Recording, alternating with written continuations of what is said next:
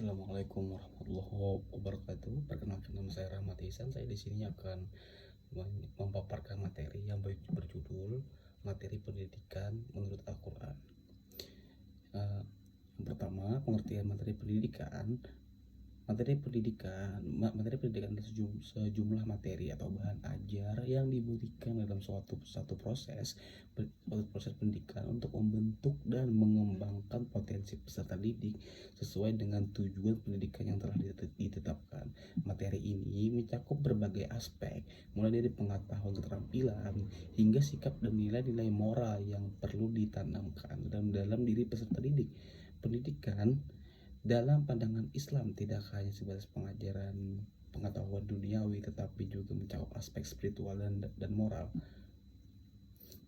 Pendidikan bertujuan untuk mempersiapkan individu agar mampu hidup sesuai dengan nilai-nilai Islam, menjadikan ilmu sebagai sarana untuk mencapai kebahagiaan di dunia dan akhirat.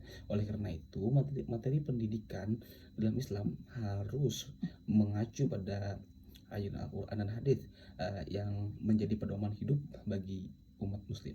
Yang kedua, materi pendidikan menurut Al-Quran. Al-Quran sebagai sumber ajaran utama dalam Islam menyajikan berbagai materi yang dapat dijadikan landasan dalam berpendidikan.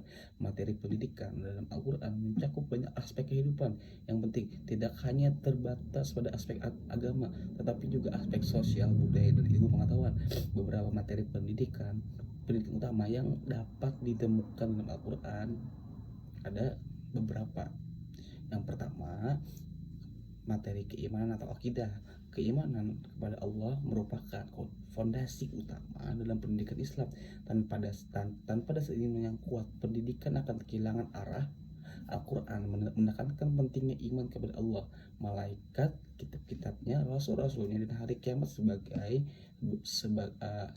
bagian dari rukun iman, seperti yang dijelaskan juga pada surah Al-Ikhlas ayat 1-4, yang artinya yang mengartikan bahwa surah ini menegaskan bahwa Allah adalah Tuhan yang Maha Esa dan tidak ada yang setara dengannya.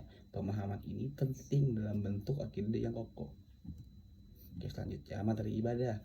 Ibadah merupakan salah satu aspek penting dalam pendidikan Islam, karena melalui ibadah seseorang dapat mendekatkan diri kepada Allah dan menjadikan kebahagiaan sejati.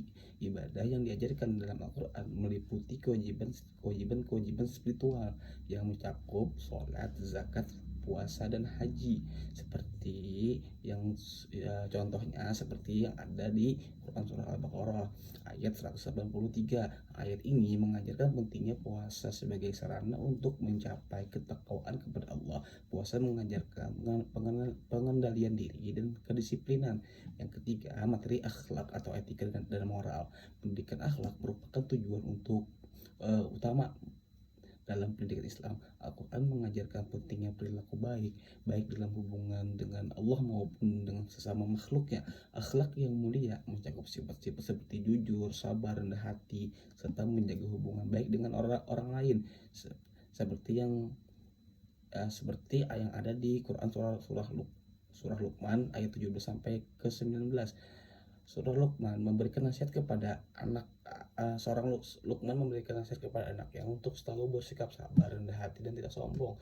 Pendidikan moral ini bertujuan agar individu memiliki karakter yang kuat dan baik. Selanjutnya, materi pengetahuan atau ilmu dan pendidikan intelektual. Al-Quran memberikan penekanan besar terhadap pencarian ilmu sebagai bagian dari kewajiban Islam. Ilmu pengetahuan dalam Al-Quran mencakup ilmu agama, ilmu sosial, ilmu alam, dan ilmu pengetahuan lainnya. Mencari ilmu adalah jalan untuk memahami ciptaan Allah, serta sebagai sarana untuk meningkatkan kualitas hidup dan mendekatkan diri kepadanya. Yang kelima, materi sosial atau hubungan antara manusia dan keadilan sosial. Pendidikan Islam tidak hanya mengajarkan hal-hal yang berkaitan dengan kehidupan spiritual secara individu, tetapi juga kehidupan sosial yang harmonis. Al-Quran mengajarkan pentingnya menjaga hubungan baik dengan sesama, saling tolong-menolong dalam kebaikan, dan menegakkan keadilan sosial. Oke, selanjutnya kita akan masuk ke bagian analisis. Analisis penafsiran materi pendidikan menurut Al-Quran. Yang pertama, pendidikan keimanan dan ketakwaan dalam Al-Quran. Pendidikan tidak hanya bertujuan untuk mencerdaskan intelektual, tetapi juga membentuk ketakwaan kepada Allah. Keimanan adalah dasar utama dalam pendidikan Islam. Tanpa iman yang benar, semua aspek kehidupan akan kehilangan arah. Pendidikan akidah dalam Islam menanamkan keyakinan yang kuat terhadap Tuhan, malaikat, kitab-kitab, dan rasul-rasulnya, sehingga individu dapat menjalani hidup dengan penuh kesabaran. Yang kedua, ibadah sebagai proses pembentukan karakter. Ibadah dalam Al-Quran bukan hanya ritual yang dilakukan untuk memenuhi kewajiban, tetapi juga sebagai cara untuk membentuk karakter dan moralitas seseorang. Sholat, puasa, zakat misalnya, tidak hanya bertujuan untuk mendekatkan diri kepada Allah, tetapi juga untuk membentuk kedisiplinan, pengendalian diri, serta rasa empati terhadap sesama. Yang ketiga, pendidikan akhlak dan etika.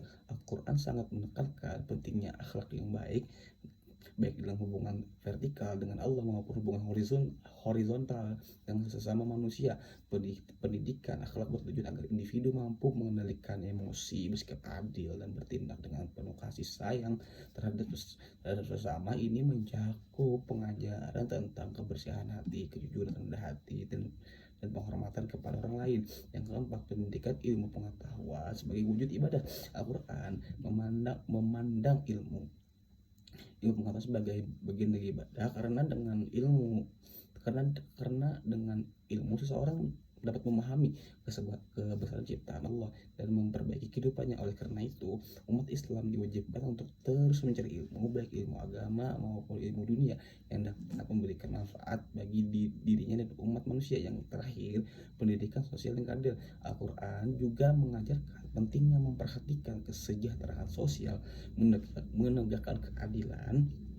Pendidikan sosial dalam Islam mengajarkan nilai-nilai saling tolong-menolong, kejujuran, kesederhanaan, dan kepedulian terhadap orang miskin dan orang yang lemah. Pendidikan ini bertujuan agar individu tidak hanya berfokus pada kepentingan pribadi, tetapi juga peduli terhadap kebutuhan dan kesejahteraan orang lain.